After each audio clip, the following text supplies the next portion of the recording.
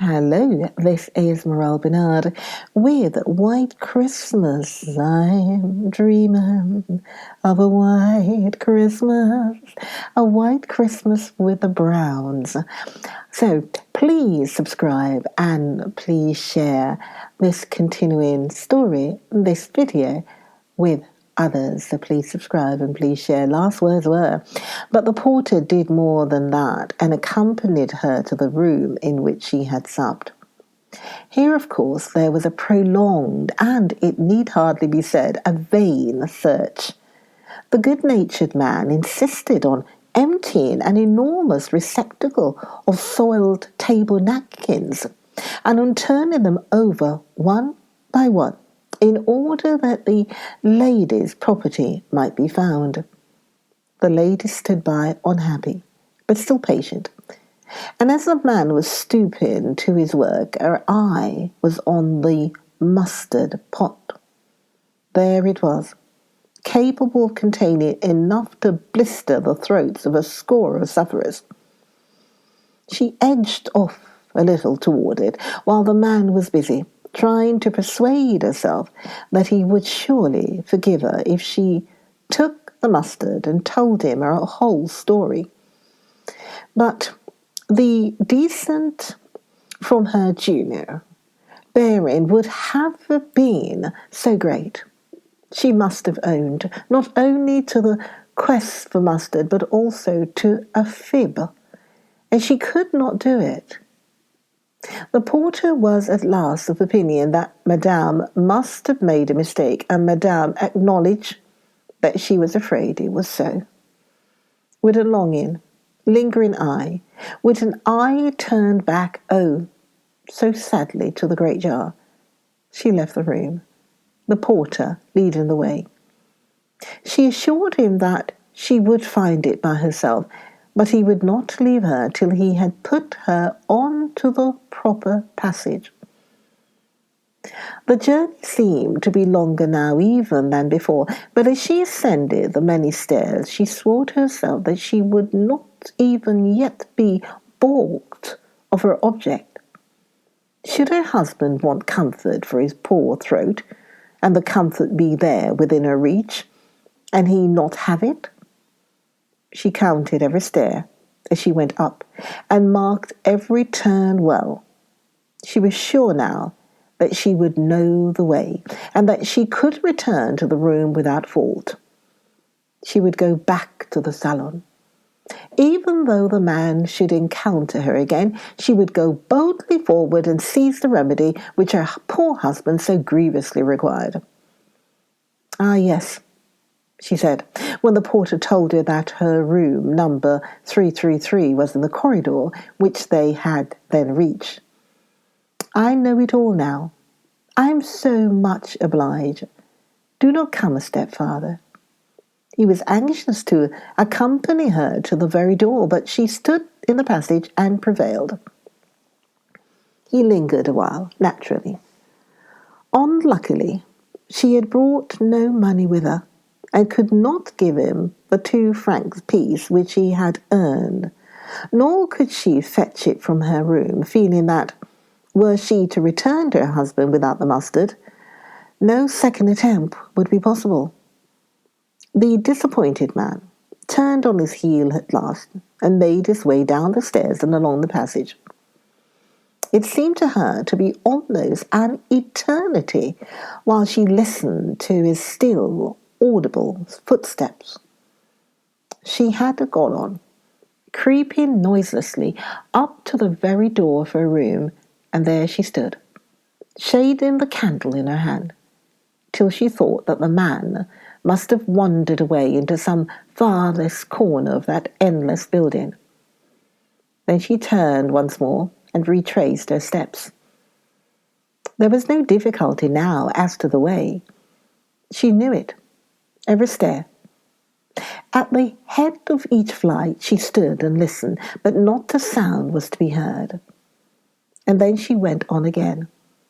Her heart beat high with anxious desire to achieve her object, and at the same time with fear. What might have been explained so easily at first would now be as difficult of explanation. At last, she was in the great public vestibule, which she was now visiting for the third time, and of which, at her last visit, she had taken the bearings accurately. The door was there, closed indeed, but it opened to the hand, the hall, and on the stairs, and on the passages there had been gas, but here there was no light beyond that given by the little taper which she carried. When accompanied by the porter, she had not feared the darkness, but now there was something in the obscurity which made her dread to walk the length of the room up to the mustard jar. She paused and listened and trembled. Then she thought of the glories of Thompson Hall, of the genial warmth of a British Christmas, of the proud legislator who was her first cousin, and with a rush she made good the distance and laid her hand upon the copious delf. She looked round, but there was no one there. No sound was heard. Not the distant creak of a shoe, not a rattle from one of those 1,000 doors. And she paused with her fair hand upon the top of the jar, while the other held the white cloth in which the medicinal compound was to be placed. She looked like Lady Macbeth as she listened at Duncan's chamber room. There was no doubt as to the sufficiency of the contents. The jar was full nearly up to the lips. The mixture was, no doubt, very different from that good, wholesome English mustard which your cook makes fresh for you with a little water in 2 minutes. It was impregnated with a sour odour and was, to the English eyes, unwholesome of colour. But still it was mustard. She seized the horn spoon and, without further delay, spread an ample sufficiency on the folded square of the handkerchief. Then she commenced to hurry her return. But still there was a difficulty, no thought of which had occurred to her before. The candle occupied one hand, so that she had but the other for the sustenance of her treasure. Had she brought a plate or saucer from the salon, it would have been all well. As it was, she was obliged to keep her eye intent on her right hand and to proceed very slowly on her return journey. She was surprised to find what an aptitude the thing had to slip from her grasp, but still she progressed slowly and was careful not to miss a turning. At last she was safe at her chamber. There it was, number 333. With her eyes still fixed upon her burden, she glanced up at the number of the door, 333. She had been determined all through not to forget that. Then she turned the latch and crept in. The chamber also was dark after the gaslight on the stairs, but that was so much better. She herself had put out the 2 candles on the dressing table before she had left her husband. As she was closing the door behind her, she paused and could hear that he was sleeping. She was well aware that she had been long absent, quite long enough for a man to fall into slumber who was given that way. She must have been gone, she thought, fully an hour. There had been no end to that turning over of napkins, which she had so well known to be altogether vain. She paused at the centre table of the room, still looking at the mustard, which she now delicately dried from off her hand. She had had no idea that it would have been so difficult to carry so light and so small an affair. But there it was, and nothing had been lost. She took some small instrument from the washing stand and with a handle collected the flowing fragments into the centre. Then the question occurred to her whether, as her husband was sleeping so sweetly, it would be well to disturb him. She listened again and felt that the slight murmur of a snore with which her ears were regaled was altogether free from any real malady in the throat. Then it occurred to her that, after all, fatigue perhaps had only made him cross. She bethought herself now, during the whole journey she had failed to believe in his illness, what meals he had eaten, how thoroughly he had been able to enjoy his full complement of cigars, and then that glass of brandy against which she had raised her voice slightly in feminine opposition. And now he was sleeping there like an infant with full, round, perfected, almost snorious workings of the throat. Who does not know that sound, almost of two rusty bits of iron scratching against each other, which comes from a suffering windpipe? There was no semblance of that there. Why disturb him when he was so thoroughly enjoying that rest which more certainly than anything else would fit him for the fatigue of the morrow's journey? I think that after all her labour she would have left the pugnant cataplasm on the table and have crept gently into bed beside him, had not a thought suddenly struck her of the great injury he had been doing her if he were not really ill. To send her down there in a strange hotel, wandering among the passages in the middle of the night, subject to the contumely of any one might meet her, on a commission which, if it were not sanctified by absolute necessity, would be so thoroughly objectionable. At this moment she hardly did believe that he had ever really been ill.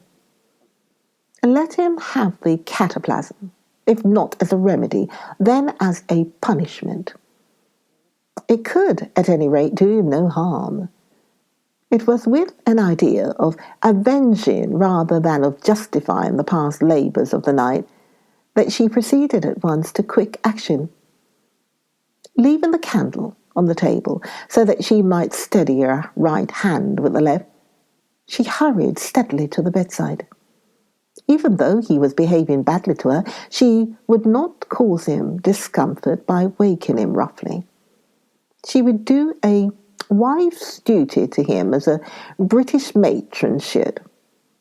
She would not only put the warm mixture on his neck, but would sit carefully by him for 20 minutes so that she might relieve him from it when the proper period should have come for removing the counter-irritation from his throat.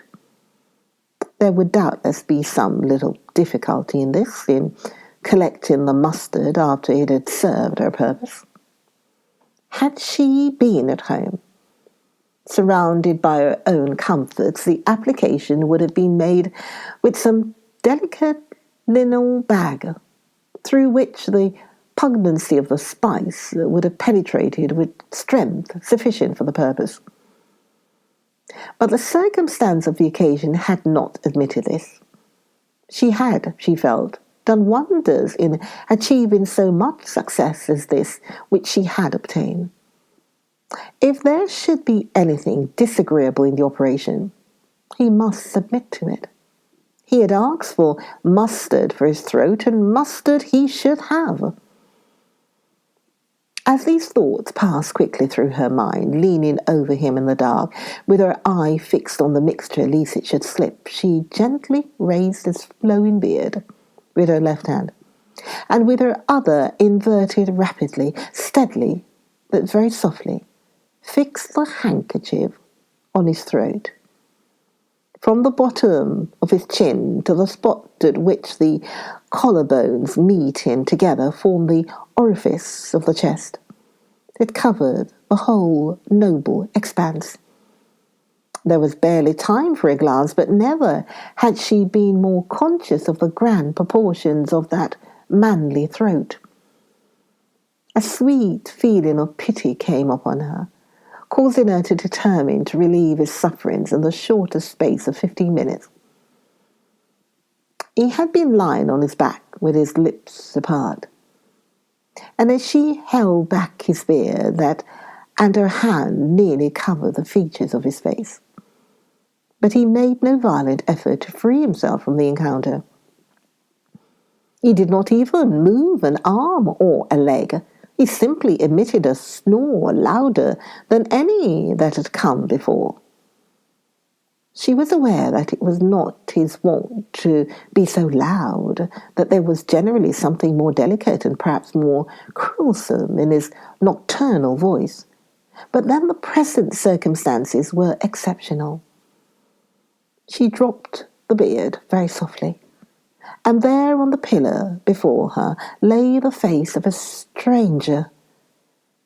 She had put the mustard plaster on the wrong man. Not Primer wakened in the dead of night, not Dido, when first she learned that Aeneas had fled, not Othello when he learned that Desdemona had been chased, not Medea when she became conscious of her slaughtered children, could have been more struck with horror than was this British matron, as she stood for a moment gazing with awe on that stranger's bed. One vain, half-completed snatching grasp she made of the handkerchief and then threw back her hand. If she were to touch him, would he not wake at once, and finding her standing there in his bedroom? And then how could she explain it? Why, what words could she so quickly make him know the circumstances of that strange occurrence that he should accept it all before he had said a word that might offend her? For a moment she stood, all but paralyzed, after that faint, ineffectual movement of her arm. Then he stirred, his head uneasily on the pillow, opened wider his lips, and twice in rapid succession snored louder than before. She started back a couple of paces, and with her body placed between him and the candle, with her face averted, but with her hand still resting on the foot of the bed, she endeavoured to think what duty required of her. She had injured the man. Though she had done it most unwittingly, there could be no doubt but that she had injured him. If for a moment she could be brave, the injury might in truth be little, but how disastrous might be the consequences if she were now, in her cowardice, to leave him? Who could tell? Applied for 15 or 20 minutes, a mustard plaster may be the salvation of a throat ill at ease, but if left there throughout the night, upon the neck of a strong man, ailing nothing, only too prone in his strength to slumber soundly, how sad, how painful, for aught she knew how dangerous might be the effects. And surely it was an error which any man with a heart in his bosom might pardon. Judging from what little she had seen of him, she thought that he must have a heart in his bosom. Was it not her duty to wake him, and then quietly to extricate him from the embarrassment which she had brought upon him? But in doing this, what words would she use? How should she wake him? How should she make him understand her goodness, her beneficence, her sense of duty, before he should have jumped from the bed and rushed to the bell and have summoned all above and all below to the rescue? Sir, do not move, do not stir, do not scream. I have put a mustard plaster on your throat, thinking that you were my husband. As yet, no harm has been done. Let me take it off and then hold your peace forever. Where is the man of such native constancy and grace of spirit that at the first moment of waking with a shock he could hear these words from the mouth of an unknown woman by his bedside, and at once obey them to the letter? would he not surely jump from his bed with that horrid compound falling about him, from which there could be no complete relief unless he would keep his present attitude without emotion? The picture which presented itself to her as to his probable conduct was so terrible that she found herself unable to incur the risk. Oh, my goodness. So, White Christmas. Dreaming of a white Christmas with the Browns. Do join me. Do join me for the next episode of Dream Another White Christmas. Dream White Christmas with the Browns. Join me for the next video. Join me, Morale Bernard, for the next video of White Christmas with the Browns. See you then, Morale.